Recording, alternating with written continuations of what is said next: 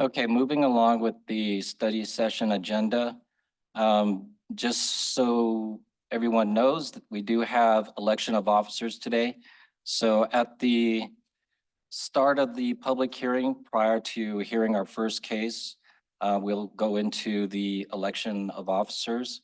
And Mr. Chair, I did provide you the template there for reading that process. We have election of officers today, and I did provide you a template there for that. Okay, Mark, yes. is it possible to discuss the election of officers during study session?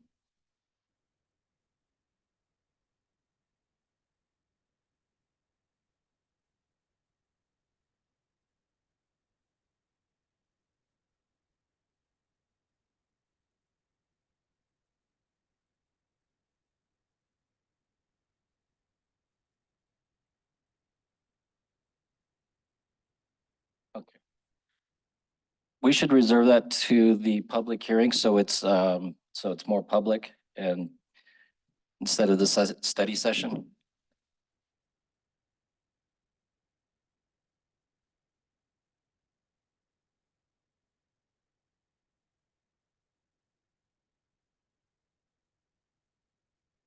Okay, so moving on the agenda, our case for today is C-10-2401, Millennium Premier LLC Residence New Garage, Richard Roberts. Property is located at 4302 North Wegner Lane. So this property is located Wetmore and Fairview, the southwest of that intersection. And it's located in a neighborhood that consists of primarily mobile homes and commercial services uses such as auto dealership and automotive repair. The applicant's property consists of a mobile home with a detached garage. The applicant constructed a detached garage without prior approval or permits. And so the applicant is here before the board requesting some variances.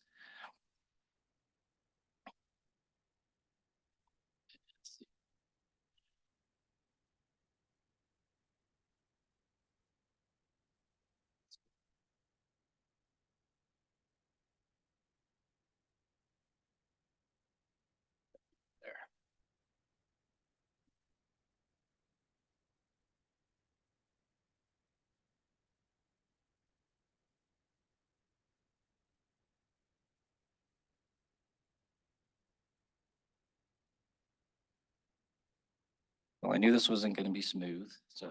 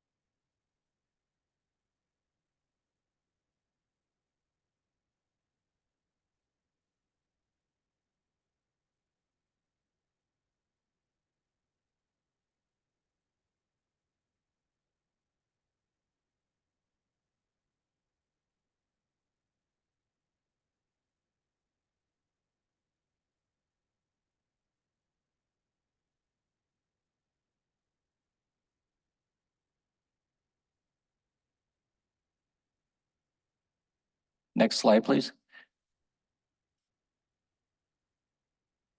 And one more. Okay. So the four variances that are being requested before the board today is to allow the detached garage to remain as constructed with the height increase from 12 feet to 12 feet 10 inches as measured from design grade to the midpoint between the eave and ridge of the slope roof. And two, allow the total gross floor area of all accessory structures 200 square feet or larger to exceed 50% of the combined total gross floor area of the principal structure. Three, allow the detached garage to remain as constructed with a side street perimeter yard setback reduced from 10 feet to 0 feet 5 inches measured from the garage to the south lot line. And four, allow the detached garage to remain as constructed with a rear perimeter yard setback reduced from 10 feet to 3 feet 9 inches measured from the garage to the east lot line, all as shown on the submitted plans. Let's see. Can we go back to the previous slide? Okay. So our staff's position on this is that we don't have any objections to the requested variances.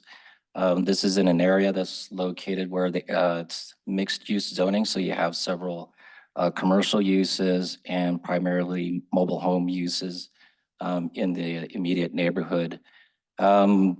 Recent site visit, staff noticed that the area of where the garage has been constructed is the most logical place on the location, given that's the only area feasible to construct the garage. The actual height of the garage itself is not that much. It does not exceed the height of the existing mobile home there. The aesthetics looks like it fits in with the neighborhood. For those reasons, primarily staff doesn't have any objections to this. I'd be happy to answer any questions at this time. Mark, I have a question. I have a couple questions, actually, if the chair is okay. When I was reading through this, and then I looked at the property, it seems like an area that's ripe for redevelopment. And so I wondered what happens to a variance if a property is redeveloped? Is the new development allowed to keep the variances that we're approving today, or are they approved for the structure that we're looking at right now? Ms. Paulus and members of the board. So the variances that run with the land, so whatever is approved, it does run with the land. So if someone develops this in the future, they will be allowed the increased height, the increased accessory dwelling square footage, as well as the reduced setbacks? Ms. Paulus, are you saying if the structure was to be removed and then redeveloped, they would have to go through new variance process? Okay, so the variance is actually for this particular building on this property where it is today. How it currently exists and how it's developed. Okay, thank you. And I had another question. Do you know how this zoning violation was discovered? Was it a complaint from a adjoining property owner, or was it discovered in some way by city workers? Do you know how this was discovered? I don't have any information on that, Ms. Paulus. Sometimes these are anonymous calls made to code enforcement. So I don't have the specifics on that. I don't know how that was reported.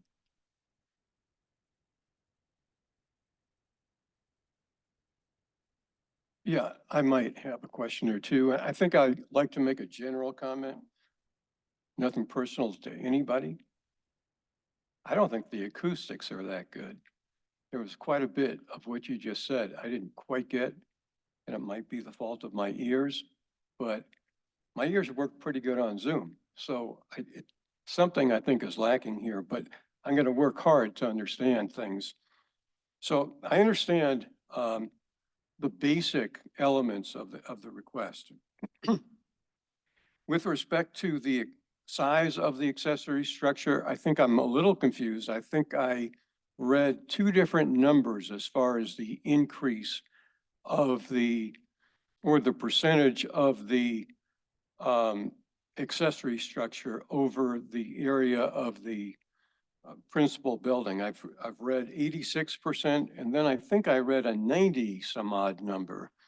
So I think there might be some conflicting information there. So I wonder if you can rectify that, if that is something that comes to mind or that is something you can recall. Just give me one moment. I'll pull up the staff report.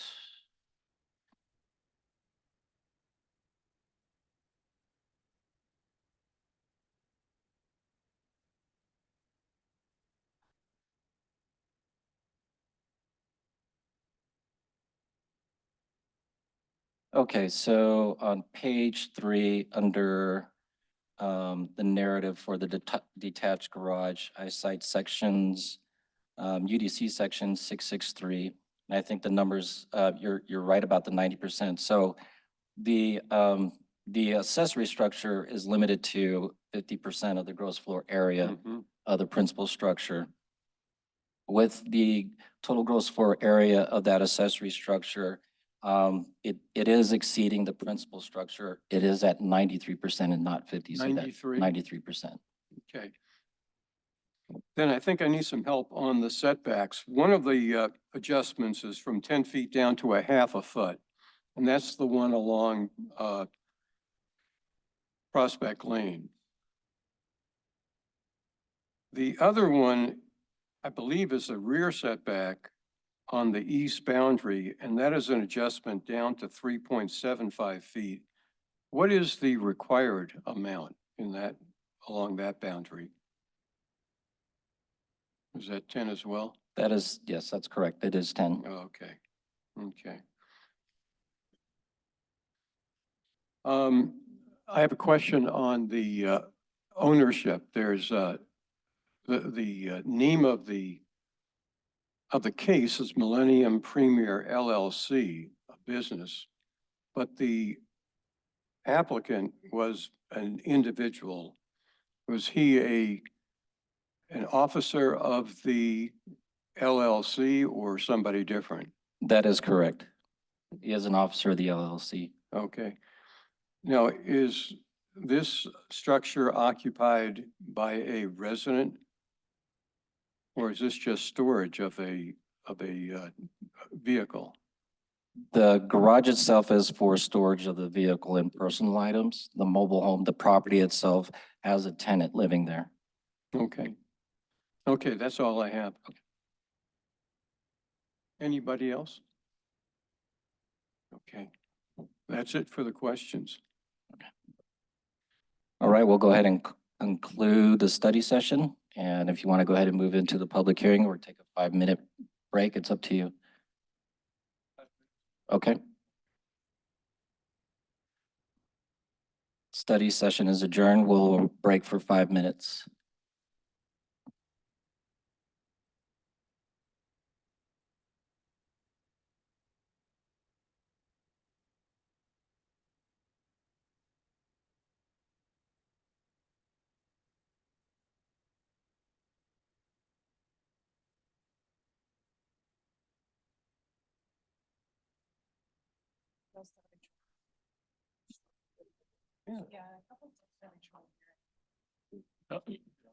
Mark, yeah, the speakers over here aren't working, so it's hard for us to hear what you're saying.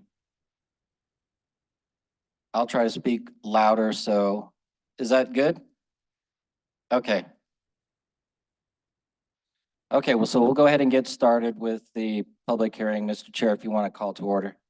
Yes, Michael Marks, the chairman of the board currently. I'd like to ask Ms. Hamblin for a roll call, please. Michael, excuse me, Michael Marks, Here. Bruce Dawson, Here. Jesse Lugo, Here. Miranda Schubert. Here. Irma Duran. Bonnie Paulus. Present? Mr. Chair, we have a quorum. Okay, so we will move forward into the hearing and we'll start with some prepared remarks that I've been presented with. So ladies and gentlemen, welcome to the regular meeting of the City of Tucson's Board of Adjustment. This meeting is being recorded. By joining, you're giving consent for this meeting to be recorded. An introduction of each case will be made by staff. At the conclusion of staff's presentation, the applicant or the applicant's representative will have the opportunity to speak. For the record, please tell the board your name and address and state your request. At the conclusion of the applicant's presentation, other persons wishing to speak in favor of the request may come forward to state their support. When called by the chair of the board, those wishing to speak in opposition to the applicant's request may come forward and state their protest. The chair may allow the applicant the opportunity for a brief rebuttal. The chair will then close the public hearing and open up a discussion by the board members.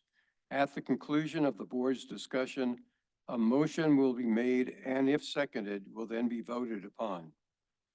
All presentations today must be directed solely to the board and not to staff or members of the audience. All presentations to the board must also be only on those items brought before the board. Presentation on matters unrelated to the request will not be heard. The decision of the Board of Adjustment may be appealed to the Superior Court of Pima County by filing a complaint for special action with the Pima County Superior Clerk's Office within 30 days of the board's decision. For additional information on this filing process, please contact the Superior Court's Clerk's Office or an attorney after today's public hearing. If you are going to give testimony today, please be brief and to the point. Repetition of testimony already given by other witnesses is not necessary. The chair may invoke a time limit if deemed necessary. Before you testify, please remember to sign in on the roster sheet on the clipboard at the podium. If you are joining us remotely, please state your name and address for the record. All testimony to the board must be given under oath. If you're going to speak or think you may speak today, please stand at this point and raise your right hand. So all those, the staff, the presenters, the defendant, any third parties should stand at this point. And do you swear to tell the truth, nothing but the truth? I do. Okay, thank you all. So thank you. A reminder, please turn all cell phones off or to silent mode. And if you're joining us remotely, please be sure to mute yourself and turn your camera off unless you are addressing the board. Mr. Castro, could you present the first case to us now? Mr. Chair, we need to have election of officers first.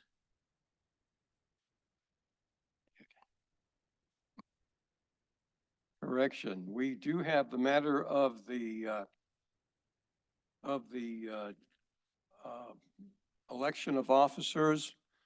I'd like to open it up and ask if anybody wishes for themselves to be nominated for any position or they want to nominate someone else. Are there any names that you want to offer at this point? Anybody want to be recognized, Ms. Polis? Mr. Barks, I would like to know, in the case of you being chair, if you are interested in serving for another year, and also whether or not Mr. Dawson is interested in serving as vice chair for another year if you would like to continue. Well, my response is that I would first like to see if somebody else wishes to be the chair this year. I would take it on for another year if there was no such interest. But if there is any such interest, I would be happy to turn the table over. So that's what I'm interested in hearing and finding out first. So I'd like to see, and Bonnie, and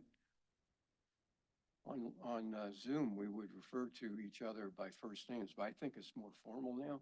So Ms. Polis, do you have a name you want to enter into the? No, I don't, but I would like to hear from Mr. Dawson as well, since he was the other officer for this Okay. past year. Let's do that. Yeah, thank you, Mr. Chair. Yeah, I would be willing to serve as chair. Okay, so let, Or I would also be willing to serve as vice chair if you were to be reelected as the chair. I would continue to be vice chair. so we have a name, that's, been offered. Is there a second for Mr. Dawson to be the chair? Motion. Okay, there's a motion with a seconded. All those in favor say aye. Aye. All those opposed say nay. Hearing none, the motion is carried unanimously. So now we have a position of vice chair. Is there anyone who, and let me make a, offer Ms. Polis's name as vice chair. Would you be interested? Thank you very much, Mr. Marks. I feel like I'm too new. I have not been to enough meetings yet to feel comfortable in that role, and I realize it's kind of a training role, but I think I will pass at the moment. Thank you. Okay, okay. Mr. Chair, I would, offer up Jesse Lugo as the vice chair.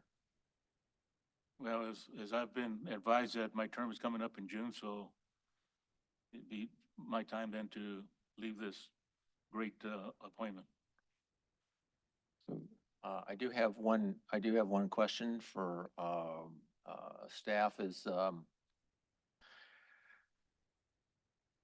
how long do we sit as, for the, as, for our, as chair or vice chair? Is it year, It's for the year, correct? 1 year? 1 year. All right. But we do re-elections on the first meeting of 2025. So there'll be a new re-election, or there'll be a new election on 2025 for the first meeting. Okay, I would need to point out that, my council member, Mr. Kozaczek, is resigning his position on the thing, so, I think we kind of answered the question about my term, since my term is at the leisure of Mr. Kozaczek, and if he's no longer on the council, does that mean I am gone, which would mean that it would be pointless to elect me as the chair? Or, Mr. Dawson, it essentially means you may continue in your term as long as the new council member that's filling Mr. Kozaczek's seat is satisfied with your service and appointment, or they could nominate an alternate member for the board. So it's at their discretion. thank you. so we still have a vice chair to fill. So I would like to ask Miranda Schubert if she is interested and has the time to serve as vice chair. I appreciate that a lot, and I am interested. I would appreciate the opportunity to learn more about all the things that we do. Very good. Then So I move that we, nominate her as vice chair. I'll second that motion and, say, all in favor, say aye. Aye. All opposed, say nay. And hearing none, the motion carries unanimously. So congratulations to the two of you. And we're done with that item. We can move on.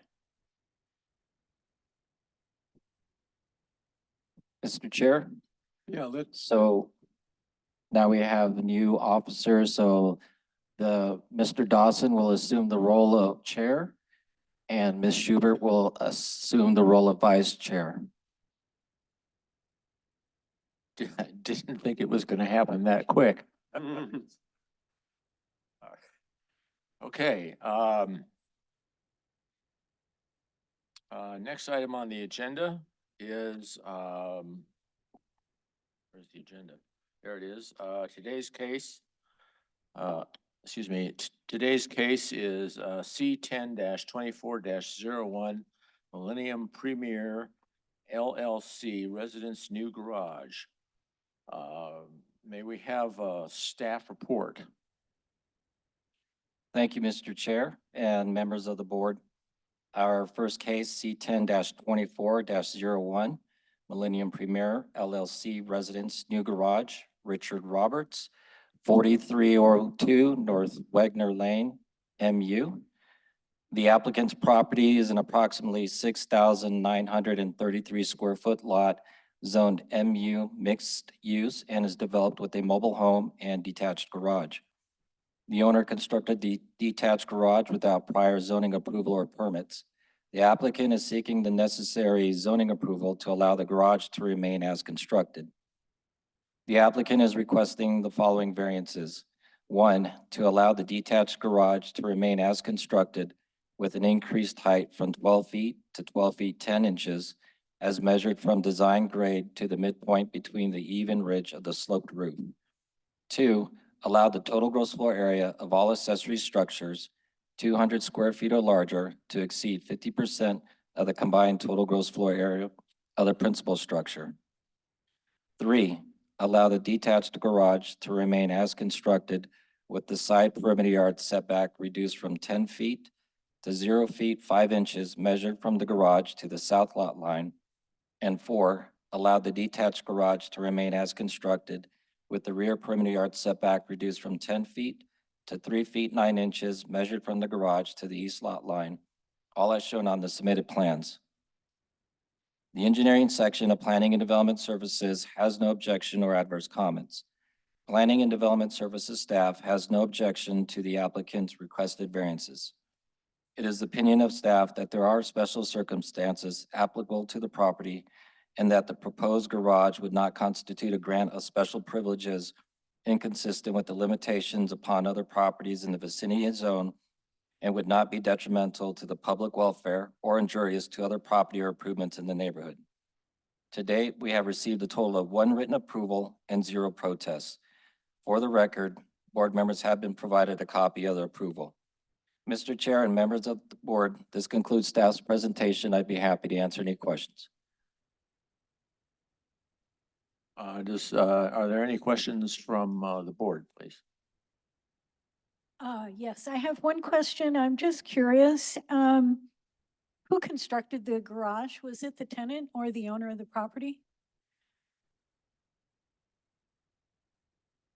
Ms. Paulus and members of the board, I believe it was the property owner, but we can confirm that when the applicant comes up.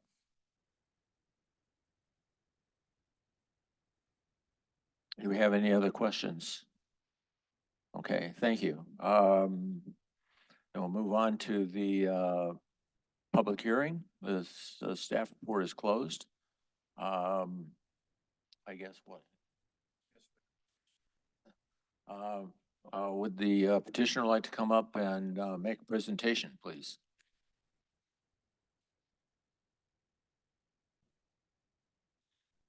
Mr. Chairman, is this on? Can you hear me? Hello? No Yeah. sounds. Yeah, I'll try the other ones.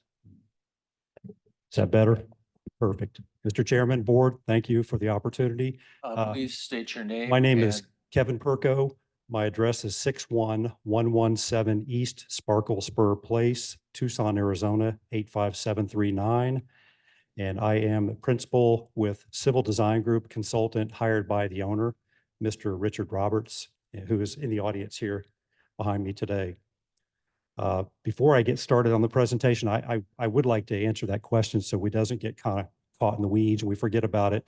Your previous question on who constructed it, it was the owner, a contractor under contract by the owner himself who actually did the construction. So moving on, first slide, Mark, if you'd move on there, please. Can we have the next slide? So, and I will try to, I'll try not to spend too much time on some of this information that's already been gone over in the staff report, so we don't waste everyone's time. As Mark mentioned, we have the address. The project lies within a mixed zone use. The lot area is 6933 square feet. There is an existing residential mobile home that's occupied by a tenant on the property. That mobile home has been there for quite some time, probably more than 30 years. Excuse me. And the case here in front of us today is a detached accessory structure, a garage that was constructed fairly recently, picked up by code enforcement without permits. So that's the reason we're here today. And the request is to allow the garage to be able to stay as constructed. Next slide, please. The project location is what's the cross-hatched lot in the very center of the circle there on the map. As mentioned, it is at the northeast corner of West Prospect Lane and North Wegner Lane, and it lies approximately 450 feet southwest of the intersection of Fairview Avenue and Wetmore Road. Next slide. So this is a little bit of a zoomed in version of the site plan. I've highlighted or outlined the actual existing garage in red there, as you can see, located on the southeast corner of the property of the lot. And then the structure above that is the existing mobile home residence on the property. Next slide. So we'll go through these variances pretty quickly here. The first variance that we requested is to exceed the 50% allowance of gross floor area. I think we had, we had the 86% here. It's actually is 93%, as was discussed earlier, 93% of the area of the existing residence. So the total principal structure is 1,200 square feet, and the garage is actually, I believe, 1,193, I think, but it's essentially 93% of the residential structure area. Next slide. The second is the building height, as staff had explained. The limitation for that zoning use is 12 feet. That's the maximum height. We exceed that by 10 inches. The existing garage, subject garage, is sloping from north adjacent to the mobile home to the south against Prospect Lane. The 12-foot, 10-inch, and it's not a pitched roof, it's all one slope in one direction. And the 12-foot, 10 inches is actually measured on the high side. So on the low side, it actually hits right at 12 feet. So and it matches the existing height of the residential unit that's on there. So it's not exceeding that like a big tower standing up. Next slide. The third variance is the setback. As mentioned, the setback from Prospect Lane on the south side of the parcel is 5 inches, where the requirement, the minimum is 10 feet. And it's up against an actual fence that was also constructed. And then as well on the rear yard, it's 3.75 feet or 3 foot 9 inches. And what I would like to mention, and I think it was on the actual opening photograph on the cover of the slide presentation, is one of the things that's the most important, I mean, to me as an engineer, is the site distance, the site triangles for a vehicle. If there's a vehicle to come down the alleyway, for instance, behind the property and stop at Prospect Lane and want to make a turn either way on a Prospect Lane, the garage location does not impede the sight distance for that vehicle to be able to see clearly any traffic in either direction. And the same with a vehicle that comes down Wegner Lane to the south at that three-way stop, that T-stop at Prospect Lane. If they were to make a left or a right, they look to the left where the garage property is. It's in a location where it does not impede the sight distance of that vehicle being able to safely make a turn onto Prospect Lane. So next slide, please. So those are the four variances. The process, we did schedule a neighborhood meeting on February 21st, went through the proper procedures for notifying the neighbors, notifying all of the HOAs and such. It was advertised well in advance, and there were no respondents or attendees at that neighborhood meeting. And subsequent to that, then the public hearing notice was published, which is why we're here today. Next slide, please. So I'll go through the findings really quickly. The structure is located on the southeast corner of the lot. The access, there's a rear access with a sliding gate onto the alley, and then there's a front access that's interior to the lot, which is the access that's utilized for the existing tenant to store his equipment, vehicles and such in that garage structure. We're seeking the same ability to be able to store equipment. There are a couple of cases in that neighborhood, one on Prospect Lane and one on the road immediately, the street immediately south of Prospect Lane, where there were structures constructed right on the property line. So we seek to have the same ability to be able to store equipment. However, in this case, those structures are not enclosed garages. They're more of canopy type structures. In this case, everything that's being stored in that is being hidden from public view, as well as the fence helping out quite a bit. Next slide. Second finding, the residential unit, and it says since 2006, it's actually been longer than that. I was asking the owner before I came up here how long that existing residence was there, and it was prior to 2006. Access to that site is via Wegner Lane. And because of the configuration, the lot size, lot configuration, and the size of the structure that was required, there was no other feasible location to be able to place that garage on the property. Next slide. And I mentioned this just previously, there's two other properties in that area that have similar covered structures that have very similar setbacks as this project. The next slide. Yeah, and I mentioned this as well. I know I get ahead of myself sometimes. This was a suitable orientation and location for this structure on the property for access purposes. So that's the reason why it was constructed here. Next slide.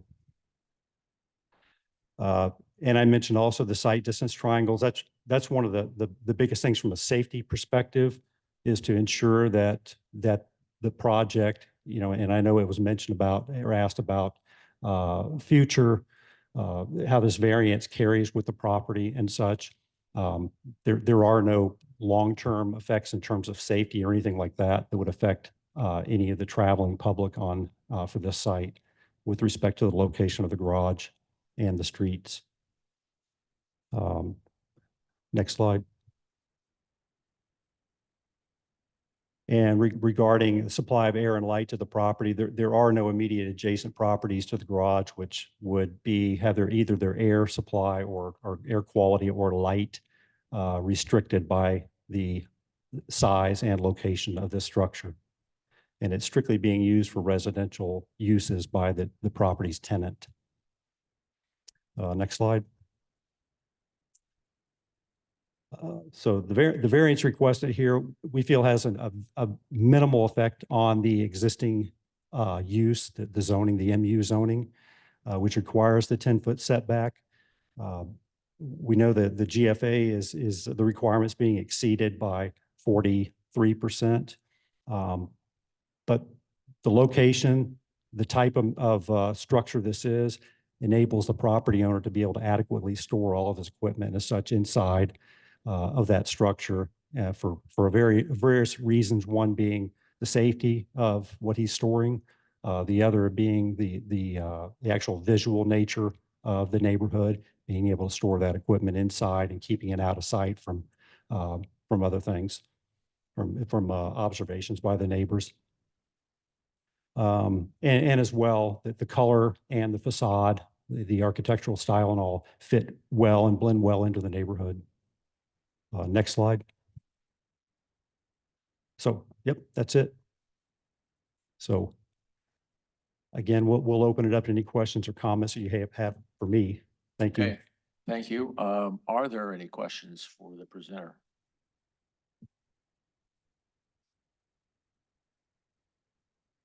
Okay, no questions. Yeah, I do have one question. This is, the variance is that, question is who put it up, and, why wasn't the question of, permits or, requests from the city even thought about? Because there it is, it just put it down on the site, and now you got caught And so here you are, asking us to let you leave it there. Worst case.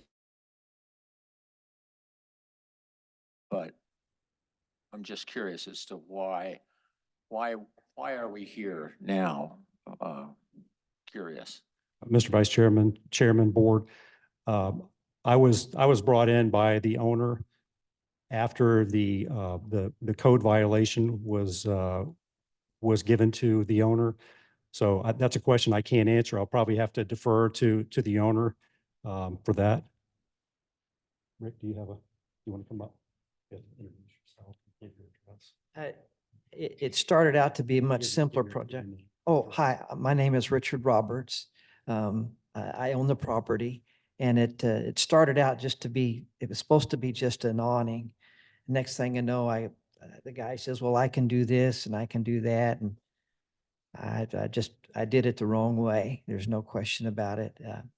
That it is kind of a neighborhood that, I store a car or two in there and then I have some equipment that we put in there. And it is a neighborhood that's, has been challenged with, theft. I think if you looked, you could see, and so next, I allowed myself to be talked into getting something more secure and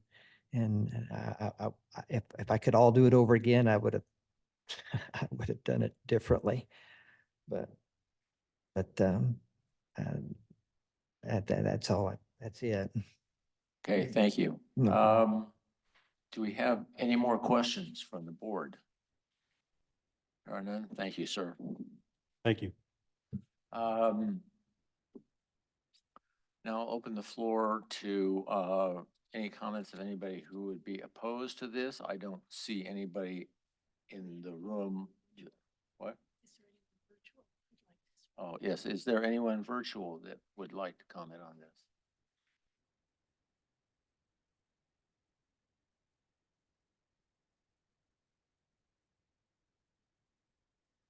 Mr. Chair, it only appears there's one member of the public online, and I do not see any hands raised. Mr. Chair, seeing as there is no, well, I guess we don't know if there's any people who support this except the written support that we got in our packet. But if there is no one from the public who wishes to comment, then I'd like to move to close the public hearing. Yes, okay, we will close the public meeting on this issue. I will open the floor to any discussion from the board. When I was thinking about this variance request and went down to look at the property, I realized that this has been used as a mobile home area for many years. It's mixed use. When I drove in, I knew what corner the mobile home was on, but to be honest, I didn't even notice the garage. And I had to drive back around and look at it. Granted, it is taller than what's acceptable, but I really believe that in the location that it's in, it is not obtrusive. And if you look at the property and the size of the mobile home, there really was very little place to put this. I also think sometimes we get involved and we know what the code says and we kind of expect that all members of the public does. And I think hearing from the owner, it's obvious that there are times when people don't really recognize that they need a permit. So for those reasons, I'd like to move that we grant the variance in C-10-2401 to allow these 4 variances with regard to setback, gross floor area, and the height of the building. I think that there are special circumstances in this case, especially since it's in a mixed use zone that is very eclectic. And I think that the reduced setbacks and the height limit are really not noticeable or out of character. So for those reasons, I would move that we grant the variance in C10 2401. Mr. Chair. Yeah, given the nature of the neighborhood, I would second that motion. Good, I was just going to ask that. Okay, the motion has been moved and seconded to grant the variance. If there are no further comments, I will open the floor to a vote. All those in favor? Aye. Aye. Aye. All those opposed? Hearing none, the motion carries. And good luck. Thank you.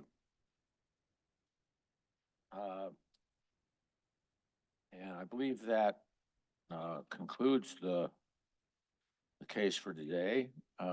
We've elected officials, officers, we've heard the case. I believe we're ready to adjourn, are we not?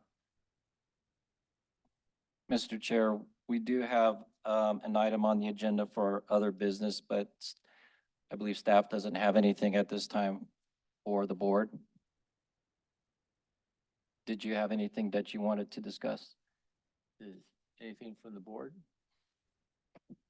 Oh, I don't. No. No, I don't think anybody does, so.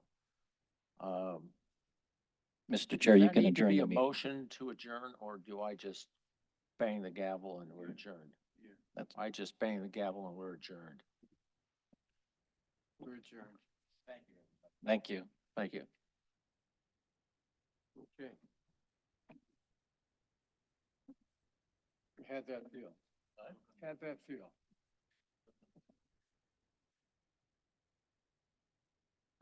No, I think we just leave it here. Oh, yeah, I didn't bring that.